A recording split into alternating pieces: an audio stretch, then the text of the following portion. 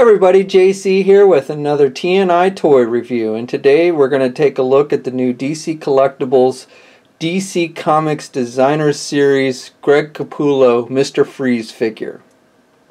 Now this is the 7th figure to be released in this Greg Capullo assortment from DC Collectibles.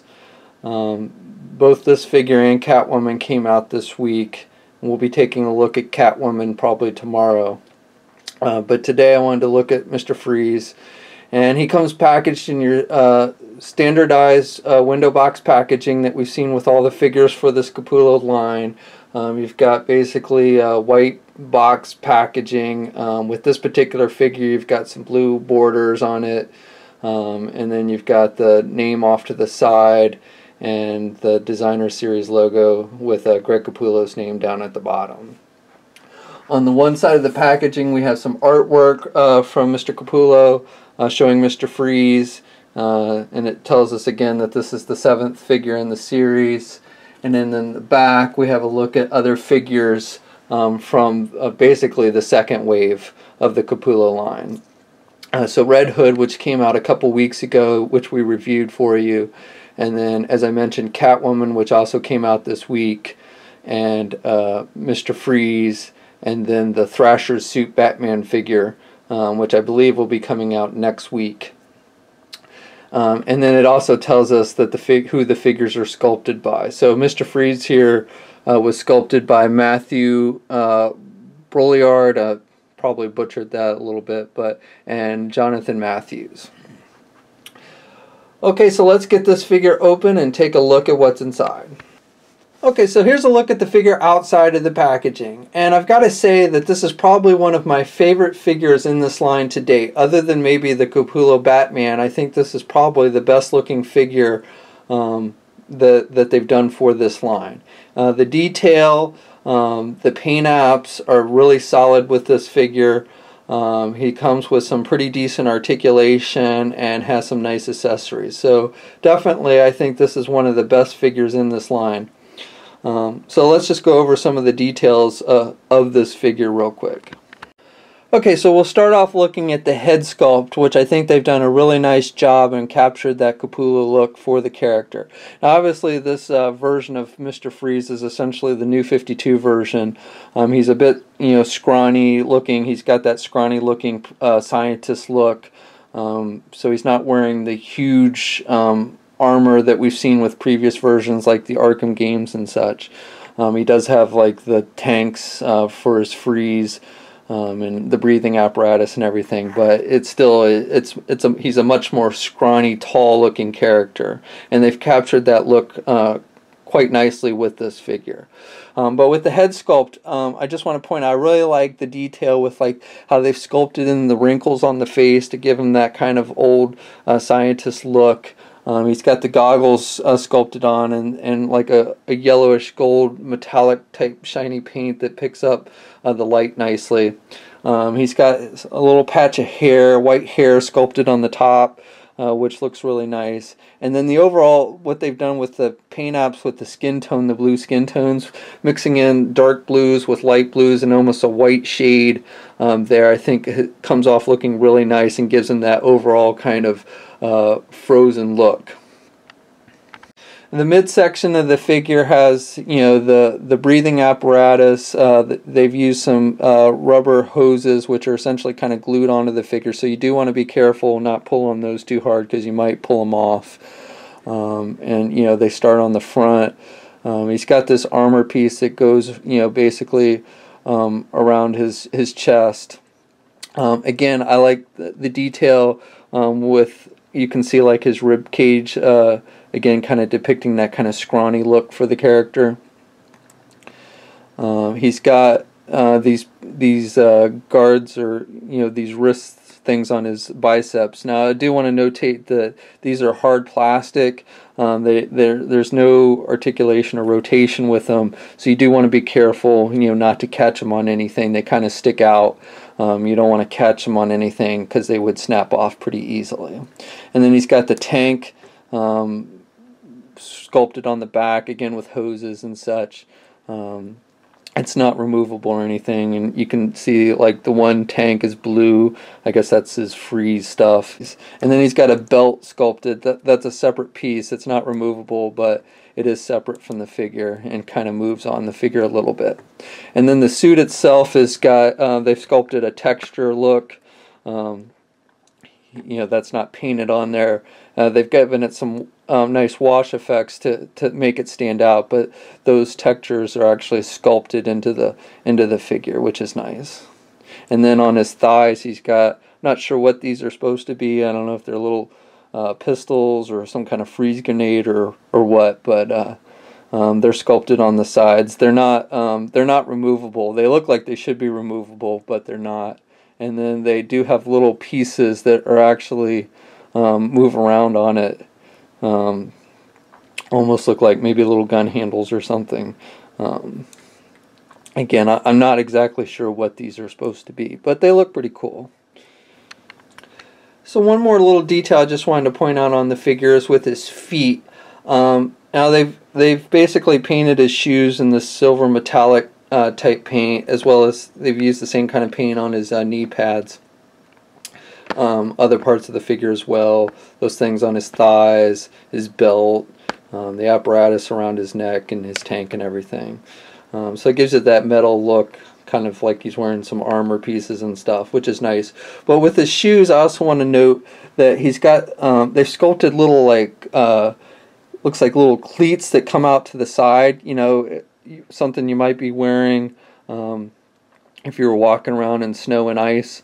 So that's just a nice little detail. And I also think when you get it in the right light, it almost, those little spikes almost kind of glisten, so it actually kind of looks like, you know, he's got snow or ice particles stuck to the bottom of his feet. I don't know if that's exactly what they intended, but to me that's what it looks like when you get it in the right light, and I think that's pretty cool. Okay, so the figure comes with two accessories. The first accessory is his helmet. And it is obviously a removable piece. It's just a clear piece of plastic, and it'll fit tightly on the figure. You just stick it in between those apparatus pieces that go around his neck, and it fits in, you know, tightly and snug, so you don't have to worry about it falling off. Now you can't turn the head when the helmet is on, but like if you want him looking left or right, you can take the helmet off, turn the head, and then stick the helmet back on. And the helmet will still fit nicely even when the head is turned, so that's nice. The second accessory that the figure comes with is his weapon of choice, his ice rifle.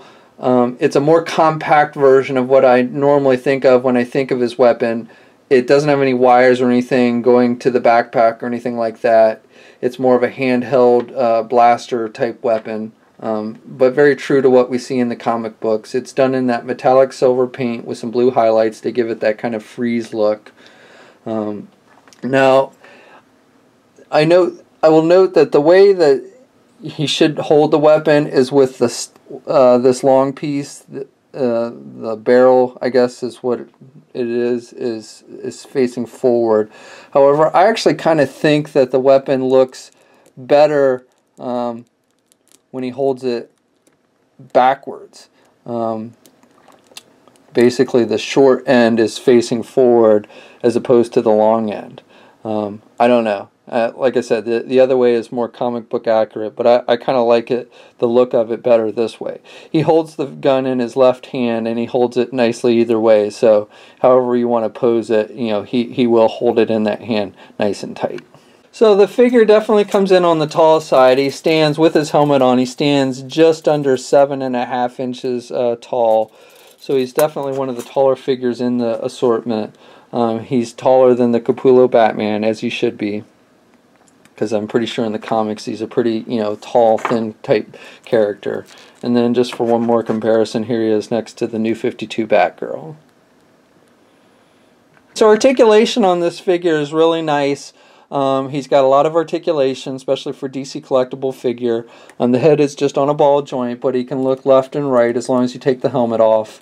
And he has some up movement, and he can look down some. The arms are attached with your standard ball hinge joints, and he can get his arm out pretty good, and he's got good rotation.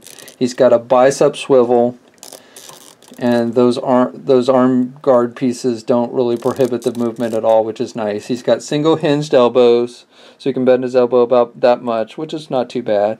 And then he does have hinges at the wrist, so he's got the up and down movement, more down than up, but he does have some movement there at the wrist, and then they also swivel, which is nice. This figure also has an ab crunch. It's a little bit tight on the figure, but he can bend down there at the abs. He can bend back a little bit, but the backpack does restrict some of that movement of bending it back.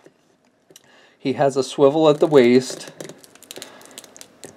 and even with the backpack and the apparatus and stuff, it doesn't really restrict any movement in that area, which is nice. The legs are on ball joints, so he can do the splits nice, and he can get his leg forward pretty good, and then back. He's also got a thigh swivel. He's got double hinged knees, which is nice, and those joints are hidden by the knee guard or the knee pads. And he has hinges and a swivel at the ankles. He actually has a little bit of a pivot there at the ankle. And then he has one peg hole at the bottom of his foot. So just real quick, I just want to point out when it comes to articulation and posing this figure, as I mentioned, the figure has really nice articulation, but one thing I did notice is, especially in the crotch area on this figure, it looks like they've used that clear plastic for the joint, which tends to be brittle, and it looks like the joint itself is a very thin piece of plastic. So I definitely think if you pulled on the leg too hard, or if you bent it in the wrong direction, you could easily snap that joint off. So I know some of you have had problems with the figures breaking in the past. I've had some issues as well. So just want to recommend that when you are posing this figure, and especially with the legs and doing things like the splits and stuff, that you be cautious and not pull too hard and stuff, because again, I think you could probably easily snap those joints if you're not careful. So that's my review. Overall, as I said before, this is probably my favorite figure in the Capullo line, other than maybe Batman himself. Articulation, detail, accessories, all are really nice on this figure. So, the only thing you might not like is if you just don't like this incarnation, this new 52 version of the character. But otherwise, I think this is a great looking figure. And definitely one I think you'll want to add to your Batman collection if you've been collecting the new 52 / Greg Capullo lines.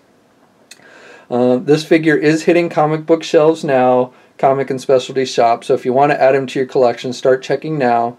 And that's my review. Please leave a comment. If you're so inclined, please like the video. Let us know what you think. And if you haven't already, please subscribe. And until next time, I'll check you later.